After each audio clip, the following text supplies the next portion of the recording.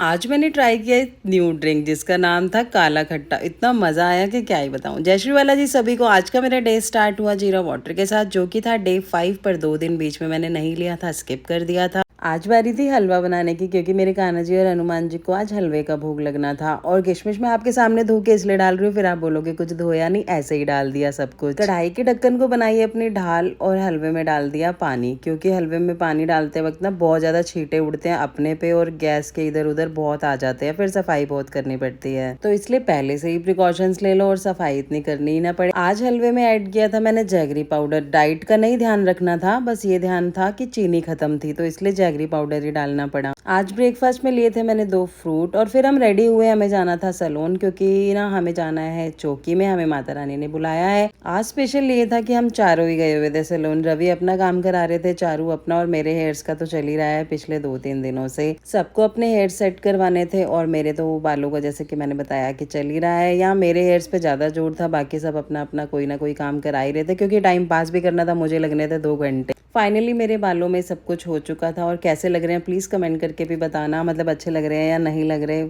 और फिर हम गाड़ी में बैठे और हम चल दिए घर की तरफ, और मेरे बालों से तो मेरा ध्यान ही नहीं हट रहा था। वानी यहाँ रेडी हो रही थी और हम दोनों कर रहे थे टाइम पास, क्योंकि हमारा सब कुछ हुआ था, बस हमने कपड़े ही पहनने थे। फिर फाइनली हम भी रेडी हो गए और चारू भी रेडी थी, वानी भी रेडी थी।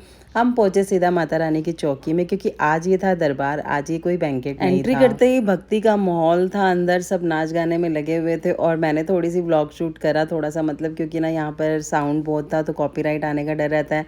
ये है मेरी देवरानी, और कई बार मैं पहले भी मिलवा चुकी हूँ।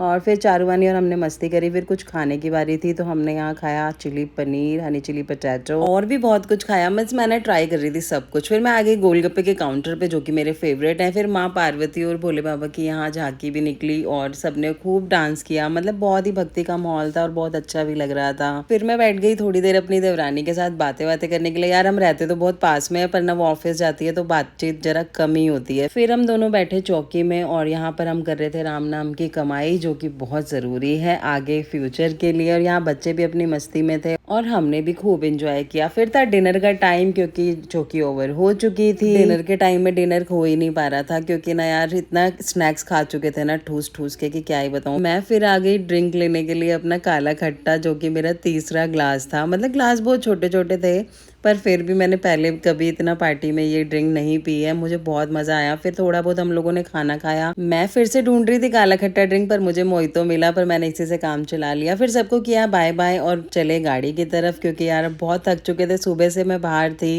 घर पहुंचते ही कपड़े किए चेंज। अब मैं मिलूंगी नेक्स्ट में। जय श्री बालाजी, बाय बाय।